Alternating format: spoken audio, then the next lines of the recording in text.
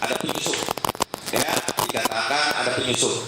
Nah, ini kan artinya ini adalah ungkapan merendahkan martabat penegakan hukum.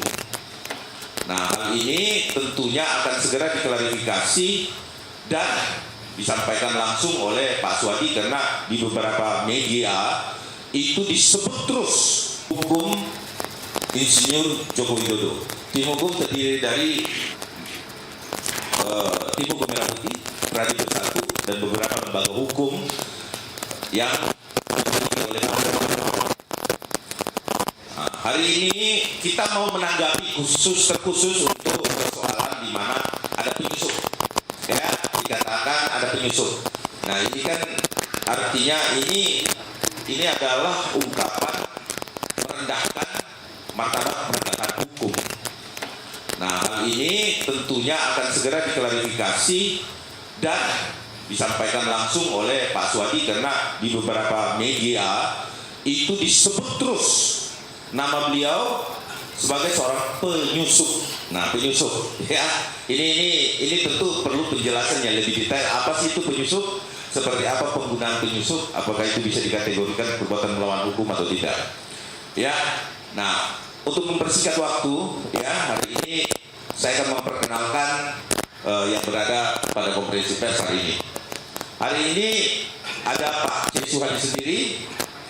Kemudian di samping kiri saya ada Kanjeng Pangeran Norman. Ya, kebetulan beliau juga adalah salah satu senior relawan terlama Bapak Insinyur Joko Widodo, ya. Bahkan Pak Jokowi menjadi wali kota, beliau sudah berada di samping Pak Insinyur Joko Widodo. Kemudian ada satu lagi namanya Bapak Maret Samuel Sauken. Nah, ini pelapor yang legalitasnya jelas. Karena gini, seringkali di perdebatan teman-teman wartawan pasti bertanya, kok legal standing. Nah, hari ini legal standingnya jelas, itu pelapor. Berdasarkan pasal 108, siapapun warga negara berhak untuk melapor.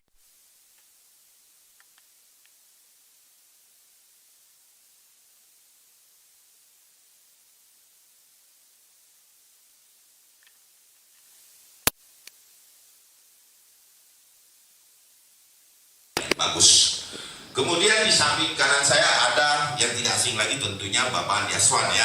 Pak Andi Aswan tentu garda terdepan dari pembela Bapak Insinyur Joko Widodo. Kemudian ada Bang siapa? Bang Meldi, ya, dari tim hukum Merah Putih. Kemudian di belakang ada Bapak Kunang, ya, Pak Kunang juga dari bagian tim. Berdiri Pak, tolong. Berdiri Pak, tolong biar dilihat kameranya. Nah, ini beliau, ya, Pak Kunang. Kemudian ada Pak Edi. Edi juga adalah salah satu senior dari tim hukum Merah Putih. Kemudian yang tidak asing lagi, yang paling dimusuhi oleh tim sebelah adalah Fritz Boy, ya kan. Kemudian ada Bang Alfred, ya. Jadi semuanya tergabung dalam tim hukum Merah Putih. Nah, saat ini waktu dan tempat untuk klarifikasi, saya rasa saya tidak perlu lama-lama karena saya cuma sebagai juru bicara di sini. Waktu dan tempat saya berikan kepada Bapak Suwadi.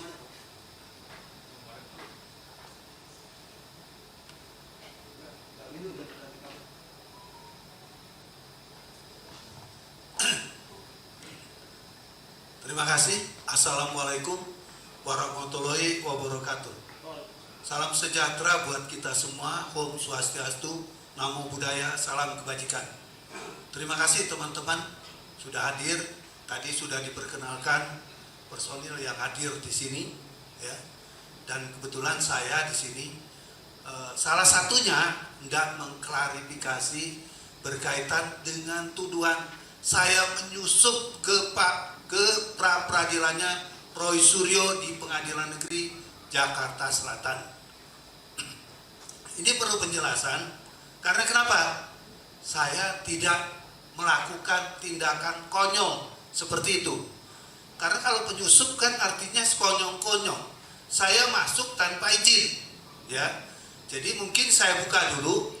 Pada saat saya datang ke sidang pra-peradilan, setelah ada penyelesaian pemberkasan surat kuasa dari pihak pemohon dan termohon, Kemudian hakim melanjutkan. Bagaimana? Langsung saya interupsi. Kami interupsi, bukan langsung nyelonong ke ruang sidang. Interupsi waktu itu yang mulia hakim ya itu menanyakan ada apa. Kami bagian dari turut termohon, sehingga atas usul itu, atas pembicaraan itu kami dipersilakan untuk maju ke depan. Kami maju ke depan, kami jelaskan bahwa kami adalah juga pihak dalam pra-peradilan ini karena nama Pak Maret Swiken itu masuk dalam pra-peradilan sebagai turut termohon. Jadi jangan salah, ada dasarnya. Dasarnya itu tadi, ya. Ada penyebutan Maret Swiken ya dari JPKP sebagai pelapor itu diturutkan atau diikutkan dalam pra-peradilan. Jadi sekali lagi ada dasar hukumnya, ya. Kemudian begitu kami di depan, kami dipertanyakan sama yang mulia. Saya jelaskan, ini ada penyebutan turut termohon. Yang mulia pun bingung lihat ini, kok ada turut termohon. Sedangkan perkara yang diajukan ini adalah perkara pra-peradilan. Nah, saya jelaskan kenapa kami hadir, karena ada tulisan turut termohon. Gitu. Terus juga saya jelaskan, yang mulia bukan hanya menyebutkan kata-kata turut termohon, ya, tapi juga turut termohon dikatakan melakukan perbuatan melawan hukum. Itu tertulis di halaman 10.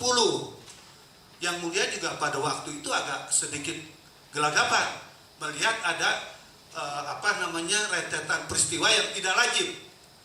Karena memang di dalam hukum acara pidana berkaitan dengan prapit, ya. Karena kita tahu prapit itu, apalagi yang kita jelaskan dalam perkara Roy Suryo itu ada 3 hal. 1, berkaitan dengan penangkapan, berkaitan dengan penggeledahan, berkaitan dengan penahanan. Itu yang diajukan pra-peradilan. Nah, kalau itu yang dilakukan, ya, dan dianggap tidak sesuai dengan ketentuan hukum, harusnya pra-peradilan itu tidak mengkait-kaitkan para pelapor. Nah, yang salah siapa di dalam persoalan ini? Bukan kami, tapi yang membuat pra-peradilan ini. Karena konsepnya itu sangat tidak jelas. Ya, sekali lagi saya katakan, itu di halaman 10 jelas-jelas. Para termohon, para turut termohon itu dinyatakan sebagai perbuatan melawan hukum karena telah melaporkan pasal 160 KUHP yang lama. Gitu. Nah, kalau dikatakan sebagai perbuatan melawan hukum, kan kita melihat bahwa di dalam pra-peradilan itu adalah adopsi dari hukum acara perdata. Jadi ini juga perlu diketahui, ya, mengadopsi dari hukum acara perdata. Karena kenapa? Di dalam pra-peradilan sama dengan juga yang di gugatan-gugatan biasa. Ada petitum, ada posita, dan ada petitum. Nah, di dalam positanya dikatakan pelapor ini melakukan perbuatan melawan hukum. Jelas kita nggak bisa terima dong. Makanya kita data. Ya, itu salah satu alasan. Terus yang kedua juga, kami juga heran kenapa di dalam gugatan pra-peradilan presiden diikutkan sebagai termohon. Padahal kita tahu presiden ini adalah kepala negara. Presiden itu bukan penyidik, juga bukan penuntut umum. Kalau dilihat dari skema pra-peradilan yang diajukan, ini menurut saya fatal. Karena kenapa? Substansi pra-peradilan itu gak jelas. Substansi pra-peradilan itu telah mencampuri urusan-urusan kenegaraan, bukan kepada mekanisme penyidikan benar dan salahnya. Ini yang kita kritisi juga. Makanya kita datang, kita ingin menjelaskan kedudukannya. orang melapor, tadi adik sudah mengatakan, itu diberikan kewenangan kok, ya, berkaitan dengan masalah pelaporan. Lah, kalau nanti pelaporan tidak diterima, itu kan lain halnya. Tapi jangan salah, laporan berkaitan dengan pasal 160 KUHP yang lama yang dilakukan oleh Pak Marzuken dan pelapor-pelapor lain itu diterima sebagai laporan. Karena kenapa? Karena Pak Jokowi, orang yang bersangkutan, orang yang dirugikan dalam persoalan ini, juga ikut melaporkan. Artinya laporan-laporan yang dari relawan maupun dari Pak Jokowi adalah merupakan satu kesatuan yang utuh berkaitan dengan pelaporan yang ada. Nah, kalau kita melihat pelapor-pelapor ini, kan gak ada hubungannya juga dengan penangkapan, dengan penggeledahan, dengan penahanan, ya. Tapi kenapa kita dikait-kaitkan dalam persoalan ini, ya? Itu yang kita kritisi. Karena menurut hukum harusnya perkara yang seperti ini tidak layak mendapatkan perhatian dari pengadilan. Karena kenapa? Sudah mencampur adukan antara kepentingan satu, ya, relawan sebagai pelapor kepada peran-peran penyidik sebagaimana yang diatur dalam undang-undang. Ya, karena harusnya kalau memang mau memprapitkan atau memperkarakan penyidik, memperadilan penyidik, cukup penyidik kan dalam hal ini, tidak perlu melibatkan dan melebar kepada hal-hal yang tidak substantif. Ya, jadi itu yang perlu kita jelaskan di dalam persoalan ini. Tidak ada penyusupan. Saya masuk diterima, ya, sebagai pihak, walaupun kemudian hakim meminta atau yang mulia meminta supaya saya tidak bagian dari pra-peradilan, karena pra-peradilan itu hanya dihususkan kepada penyidik. Cuma saya jelaskan kenapa nama-nama ini disebut dalam pra-peradilan. Ini yang kita sesalkan, ya. Barangkali itu dulu, nanti kita berkembang, ya. Makasih. Ya, terima kasih Pak Suwadi. Jadi itu tadi klarifikasi singkat, ya. Nanti kita akan berbicara lebih luas lagi seperti apa lamanya satu, walaupun kami bukan yang berhak untuk menilai satu prapit, itu adalah hakim. Namun boleh kami berpendapat, karena semua pendapat bisa diambil dalam masyarakat, utamanya kita yang sebagai penegak hukum, ya. Nah, untuk itu saya minta Bang Andi untuk mengomentari kemarin, karena saya berdua di salah satu stasiun TV, ya. Waktu dan tempat kami persilakan, Bang. Sebentar, saya habis ini, saya ada meeting habis ini. Enggak, habis ini saya meeting. Saya meninggalkan tempat habis ini. Izin.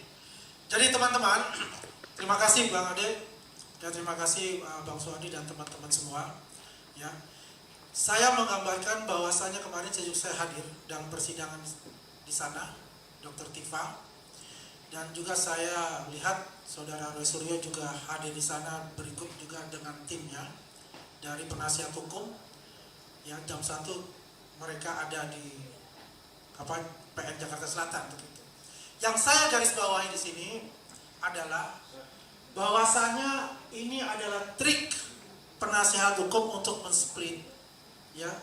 Dr. Tifa ini langsung ke pokok perkara, sedangkan Roy Suryo ini melalui prapit, ya. Jadi intinya kalau saya katakan Roy Suryo ini pengecut, ya, tidak mau langsung masuk ke pokok perkara, karena keyakinan kami prapitnya itu akan ditolak, karena glorifikasi mengenai penangkapan penahanannya seperti G30 SPKI itu adalah omong kosong belaka. Setelah kita melihat apa yang terjadi dalam video tersebut, dan kemungkinan kalau ditolak dia akan melakukan prapit lagi, maka saya katakan itu adalah tindakan yang pengecut untuk itu. Seharusnya langsung saja di pokok perkara, karena tidak ada unsur yang bisa mempengaruhi di pengadilan mengenai prapit itu. Ya, fokus kita adalah ijazah asli Pak Jokowi yang dituduh palsu yang sekarang masuk ke taraf persidangan yang kemarin dibacakan oleh jaksa penuntut umum mengenai surat dakwaannya. Ya, jelas secara rigid dan itu semua masuk yang diminta oleh Pak Jokowi melalui kuasa hukum beliau. Ya, jadi apapun yang dilakukan itu adalah trik dari penasihat hukum ingin melihat celah-celah apa ya yang dilakukan oleh jaksa penuntut umum dalam membuat pertanyaan kepada para terdakwa Dr. Tifa itu, yang kemungkinan kalau pertanyaan itu sama dan tidak dijawab ataupun jawabannya tidak memuaskan, itu akan ditambal sulapkan, akan di cover kalau pertanyaan yang sama oleh saudara Roy Suryo itu nantinya. Itu haknya mereka, strategi mereka, tapi kami katakan bahwasanya yang selalu digoreng-goreng oleh mereka bahwa Pak Jokowi tidak akan hadir, ya dengan asumsi itu mereka akan bebas secara bebas murni untuk itu, karena ini adalah aduan absolut, pelapor harus hadir untuk itu. Jadi Pak Jokowi sangat concern terhadap persidangan ini, dan yang dikatakan oleh mereka bahwa silaturahmi kebangsaan akan terganggu, tidak. Tapi ini adalah first priority beliau ya untuk hadir dalam persidangan nanti. Ya, sedangkan silaturahmi kebangsaan itu tetap berjalan sesuai dengan schedule. Ada beberapa yang memang agak mundur untuk itu. Tapi yang jelas kami semua penasihat hukum, relawan ya tetap memantau jalannya persidangan ini ya dengan baik, dengan kondusif, dan kami meminta kepada Majelis Hakim terhormat dan Pengadilan Negeri Jakarta Timur untuk setiap pengunjung yang berbuat keonaran ya, berbuat keriuhan di dalam sidang segera dikeluarkan. Karena kemarin sudah ada presiden untuk itu.